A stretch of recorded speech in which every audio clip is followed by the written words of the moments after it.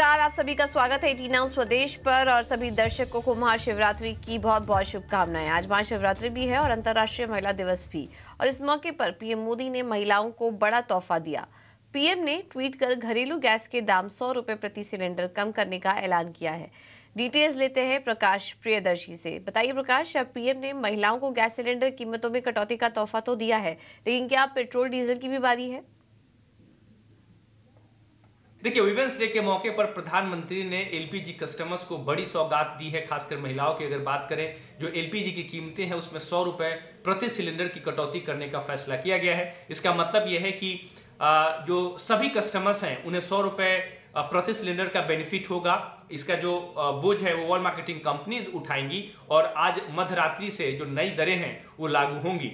लेकिन इसमें सबसे ज्यादा बेनिफिट होगा वो उज्ज्वला कस्टमर्स को होगा, क्योंकि सरकार उन्हें पहले से ही 300 रुपए प्रति सिलेंडर सब्सिडी के तौर पर दे रही है और अब 100 रुपए की कटौती और हुई है। इसका मतलब यह है कि उन्हें 400 रुपए प्रति सिलेंडर का बेनिफिट होगा और बाकी कस्टमर्स को 100 रुपए प्रति सिलेंडर का बेनिफिट होगा। जैसा कि आपको पता है कि कल ही सरकार ने जो उज्ज्वला कस्टमर्स के लिए जो सब्सिडी स्कीम है उसकी मियाद को 1 साल तक और बढ़ाने का फैसला किया है। तो एलपीजी कस्टमर्स के लिए ये काफी बड़ी राहत है। अब इस बात की भी मांग होने लगी है कि ऑयल मार्केटिंग कंपनीज को पेट्रोल डीजल की कीमतों में भी कटौती करनी चाहिए, क्योंकि जो हालात है वो बिल्कुल अनुकूल है। एक तरफ जहां ग्लोबल मार्केट में क्रूड की कीमतों में नरमी बनी हुई है, वहीं दूसरी तरफ पिछले 3 क्वार्टर से ऑयल मार्केटिंग कंपनीज लगातार प्रॉफिट कमा रही हैं और उनका ओवरऑल प्रॉफिट अगर आप देखें तो करीब 80,000 करोड़ रुपए के आसपास है। साथ ही साथ पेट्रोल डीजल की बिक्री पर उन्हें प्रॉफिट हो रहा है। तो सिचुएशंस बिल्कुल फेवरेबल है। लिहाजा इस बात की मांग की जा रही है कि ऑयल मार्केटिंग कंपनी जब पेट्रोल डीजल की कीमतों में भी कटौती करे। हालांकि इस मसले पर सरकार के अंदर कई दौर की बैठकें भी हुई है, हालात पर चर्चा हुई है। अब कब यह फैसला किया जाता है देखने वाली बात होगी। जैसा कि आपको पता है कि पहले ही जो सिटी गैस डिस्ट्रीब्यूशन कंपनीज हैं, यानी कि आईजीएल, एमजीएल जैसी कंपनियां, उन्होंने सीएनजी की दरों में भी कटौती कर दी है। तो एलपीजी की दरों में कटौती हो गई है, सीएनजी की दरों में कटौती हो गई है। अब उम्मीद ये की जा रही है कि पेट्रोल डीजल की कीमतों में भी ऑयल मार्केटिंग कंपनीज कमी करें। और मोदी सरकार ने सिर्फ एक तोहफा नहीं दिया है, बल्कि चुनाव की घोषणा से पहले मोदी कैबिनेट ने महिलाओं, किसानों और केंद्रीय कर्मचारियों को भी सौगात दी। कैबिनेट की बैठक में क्या क्या फैसले हुए हैं, डिटेल्स प्रकाश प्रियदर्शी से जान लेते हैं। वो हमारे साथ बने हुए हैं। प्रकाश, बताइए। देखिए, कैबिनेट की बैठक में 5 बड़े फैसले हुए। जो पहला फैसला कैबिनेट ने लिया वो दरअसल किसानों से संबंधित है, जिसके हिसाब से जूट की एमएसपी में 285 रुपए प्रति क्विंटल की बढ़ोतरी करने का फैसला किया गया। इसका मतलब कि जो जूट की एमएसपी है अब उसको बढ़ाकर 5,335 रुपए प्रति क्विंटल करने का फैसला किया गया है। इसके अलावा कैबिनेट ने इंडिया एआई मिशन को भी मंजूरी दे दी है, जिसके लिए 10,371 करोड़ रुपए की घोषणा की गई है। 7 कैटेगरी डिसाइड किए गए हैं, जिसके हिसाब से एआई मिशन से संबंधित जो इंफ्रास्ट्रक्चर है वो डेवलप किए जाएंगे।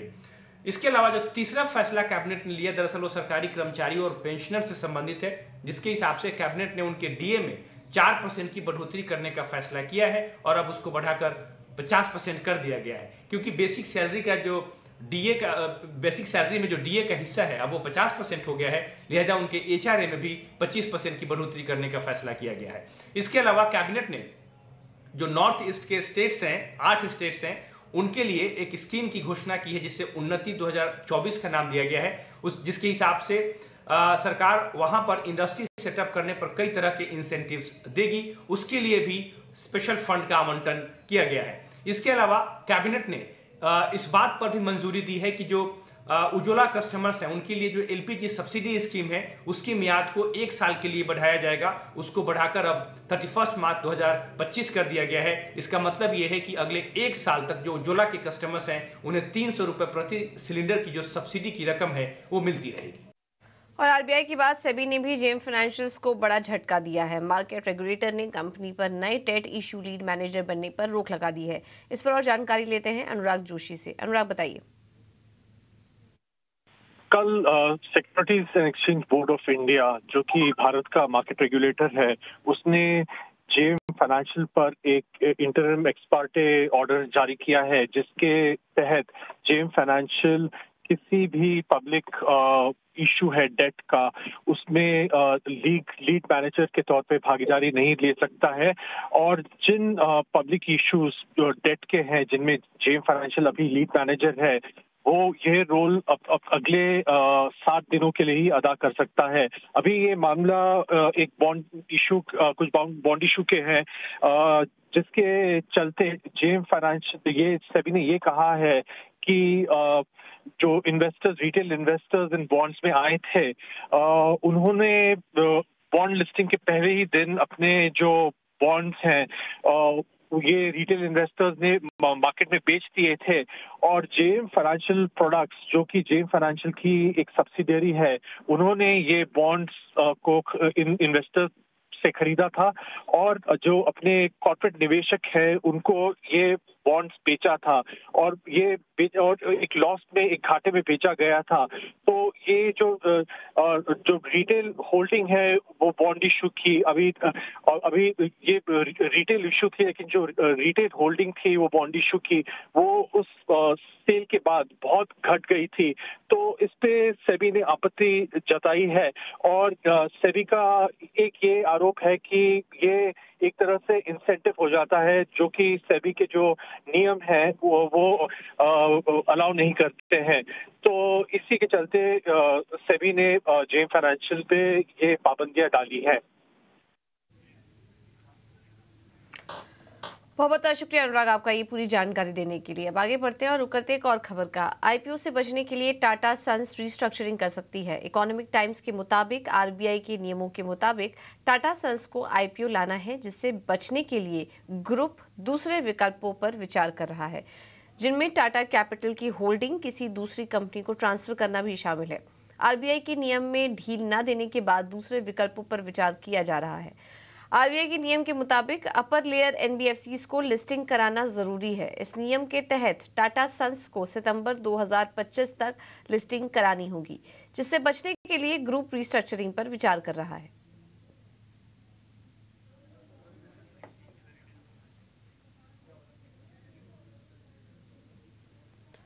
और आज अंतर्राष्ट्रीय महिला दिवस है। इसी कड़ी में हम आपको महिलाओं की तरक्की से जुड़ी कुछ स्टोरीज दिखा रहे हैं।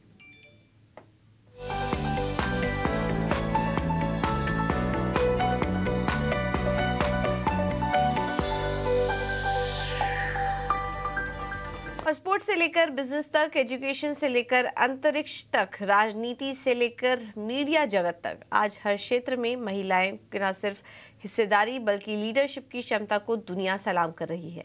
एविएशन सेक्टर में महिलाओं की भूमिका बेहद चैलेंजिंग रोल निभाने पर हमारे संवाददाता समीर दीक्षित ने देश की सबसे नई एयरलाइन अकासा एयर की वुमेन टीम से बात की। आइए आपको दिखाते हैं। आप सभी का हमारे चैनल पे विशेष स्वागत है।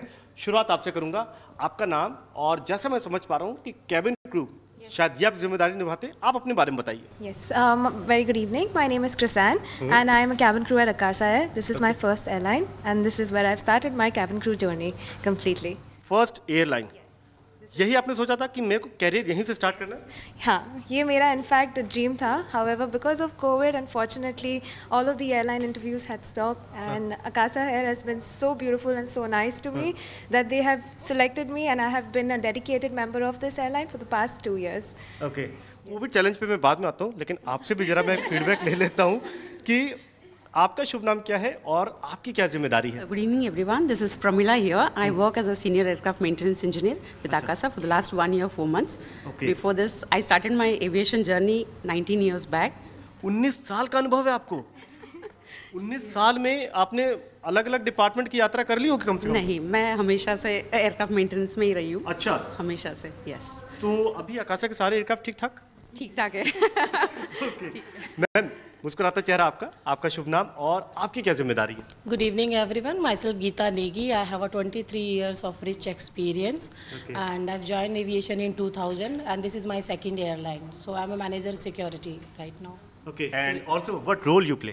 Okay, my name is Rija Narthpola and I'm from the Flight Safety Department and my specific role with the Flight Safety Department is like handling emergency response. Okay. It's थोड़ा technical है, that is if crash होता है तो airline कैसे prepare होते हैं अपने इसको handle करने के लिए, that is how team is ready to handle those situations, how the management is ready and how we are going to handle all the situations. That would be my role. And around 16 years of experience in a couple of other airlines and from other stations. 16 साल का अनुभव, 19 साल का अनुभव, सब यहाँ पर ना हैवी वेट, भारी भरकम अनुभव के साथ में यहाँ पर मौजूद हैं। आपके बारे में जानना चाहूँगा कि आपकी जिम्मेदारी और किस तरीके से आप ये इंश्योर करें कि आकाशा एयर वो जो है ना ग्रोथ ट्रैजेक्टरी उसकी बनी रहे। So my name is Mercy Gomendis and I have more than 22 years of experience. 22 years of experience. Yes. So I look after the on-time performance of Akasa Air, and in my previous organization also I did the similar role. But like Rizan said, I think COVID brought us all down, and Akasa was a great opportunity for most of us Mumbaikars to get a start back again. कितना समय हो गया आपको आकाशा के साथ में? अभी तक का एक्सपीरियंस कैसा है? क्या डिटेल्स आप देना चाहिए? Good evening. My name is Kritika Kuar. I have been with Akasa since July 2022, and here I'm working as an in-flight manager. So it's been 9 years now. Aviation में 9 years हो गए मुझे. Okay. तो यहाँ पर कोई भी 2, 3, 5 साल वाला बात नहीं है, सब जो है ना अच्छे खासे अनुभव के साथ में है। और सबसे खूबसूरत बात है कि जितने अलग अलग डिपार्टमेंट्स में सेफ्टी सिक्योरिटी जहाँ कोई ऐसा माना जाता है कि ये शायद मेल डोमिनेटेड है, वहाँ पर ये खूबसूरत चेहरे वहाँ पर अपनी जोरदार ज़बरदस्त भूमिका निभा रहे हैं। आज महाशिवरात्रि है और महाशिवरात्रि पर उज्जैन में महाकालेश्वर से लेकर वाराणसी में काशी विश्वनाथ मंदिर तक रौनक दिखाई दे रही है। ज्ञानवापी के तहखाने में भी आज 10 लाख लोग भगवान के दर्शन करने पहुंचे हैं। हम आपको लेकर चलते हैं लखनऊ के मनकामेश्वर मंदिर। वहां किस तरह की रौनक देखने को मिल रही है और भक्तों का क्या कहना है, आइए आपको सुनवाते हैं। देवों के देव महादेव के जलाभिषेक के लिए आज देश भर के शिवालयों में भक्तों की भारी भीड़ उमड़ी है। इस वक्त हम लखनऊ के मनकामेश्वर मंदिर में हैं और यहाँ के महंत दिव्यागिरी जी हमारे साथ है। मनकामेश्वर मंदिर की महत्ता क्या है और आज भक्तों की जो भारी उत्साह दिखाई दे रहा है, हम ये जानना चाहते हैं कि इस मनकामेश्वर मंदिर है, इसका क्या महत्व है? आज देख रहे हैं हम सुबह से भारी भक्तों की भीड़ यहाँ जो है मौजूद है। जी, जैसे कि नाम से स्पष्ट है, मनकामेश्वर महादेव मंदिर, जितने विचित्र इनका विग्रह है उतना ही विचित्र उनका स्वभाव है। जो आदमी जिस भी भाव से इनका पूजन अर्चन करता है वो अवश्य पूर्ण होता है।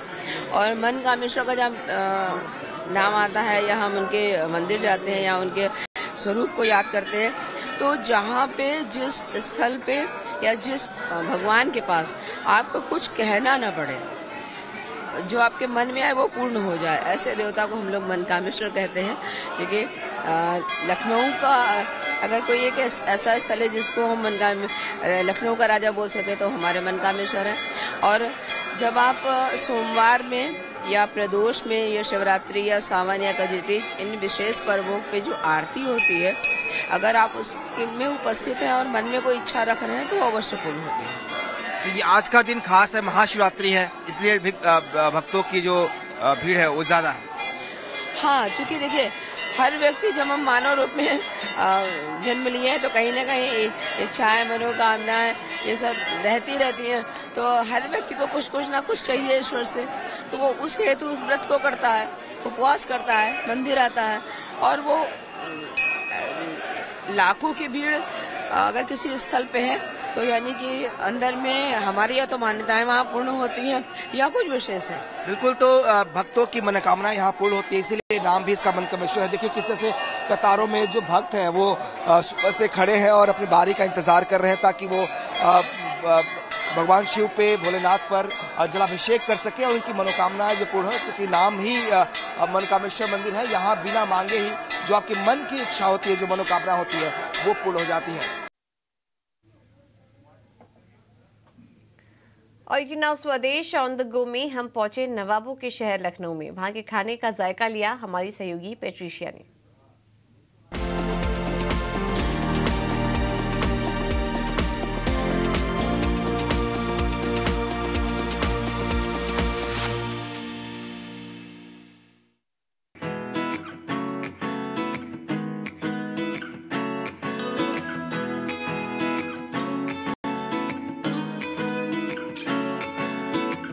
सुबह का वक्त, लखनऊ की गलियाँ और शर्मा जी की चाय. Now that's what you call a perfect combination. No, seriously, ask anybody who lives in this area and they tell you that no morning walk is complete without a pick-me-up from Sharma ji ki chai.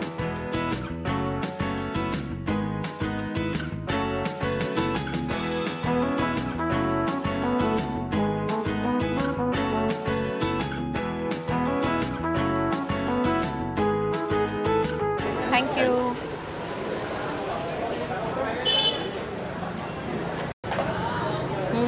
The perfect pick-me-up.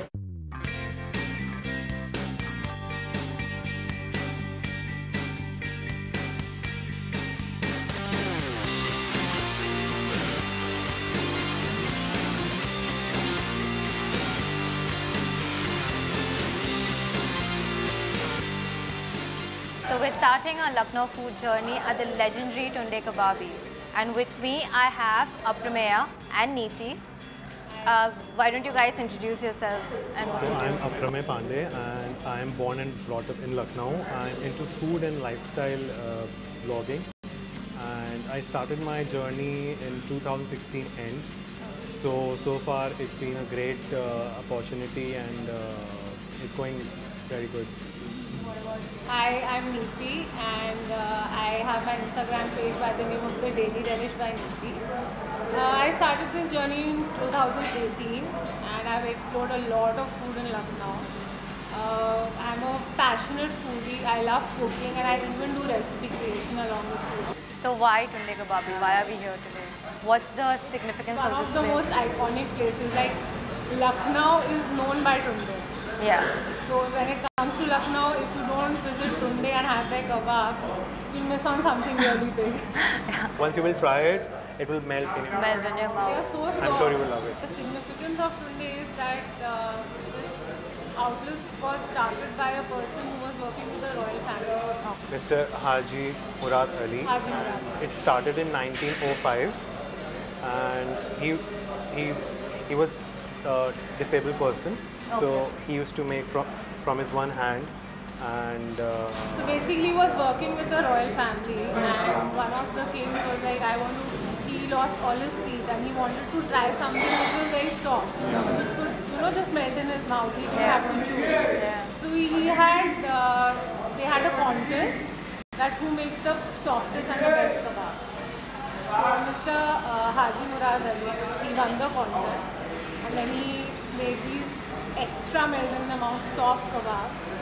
And then he started his outlet in 1905. So what makes Lucknow's food so special?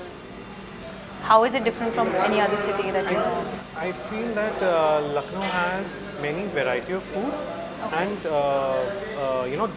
those flavors, those masalas especially, because we Indian, we love masala, spicy food. So Lucknow has a taste that I think which any other city, I mean, if you want to have kebab in Mumbai, you will not get the taste of Lucknow. There are people who actually come here, they get packed in a bulk, like for parties or for a festivity. So because you can keep sheermal for a couple of yeah, days. just deep freeze them and you can just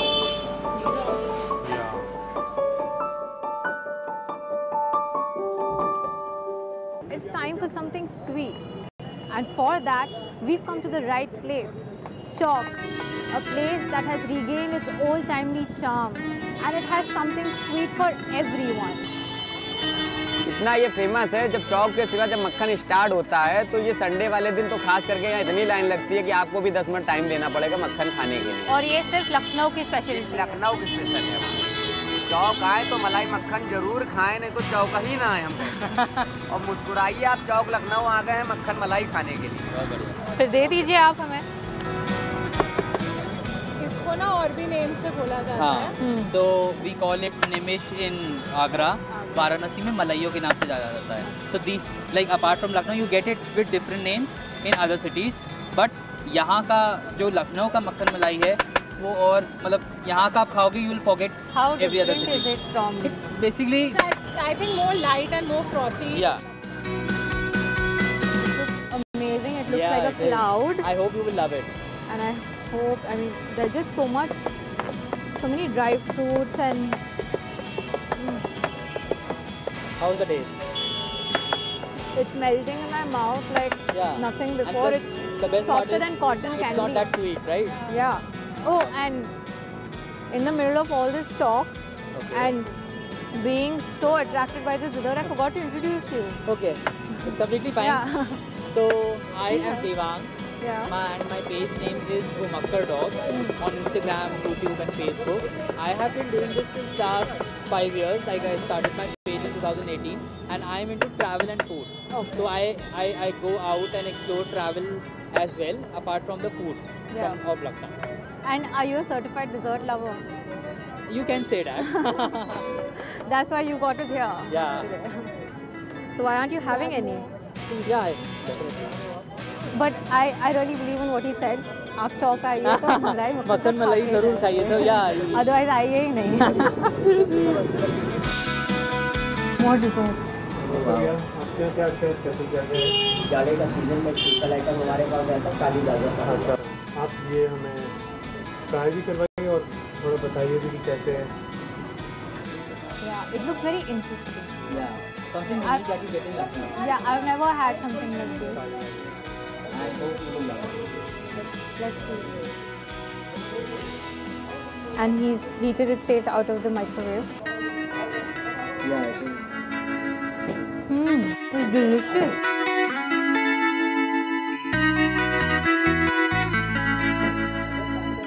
तो आप ये बनाते कैसे हो? काली गाजर रहती है, इसको किसान से हम लोग सीधे लेते हैं, इसको वॉश करते हैं, दूध में बॉयल करना पड़ता है. दूध में बॉयल होने के बाद मैश करते हैं, फिर इसमें सोया, ड्राई और घी वगैरह से भून के तैयार करते हैं. और ये मतलब कितने महीनों में बनता है? नवंबर से फरवरी. बस क्यों? अच्छा, ये गाजर ही नहीं मिलता. अच्छा, तो ये सिर्फ कुछ ही महीनों के लिए बनता है?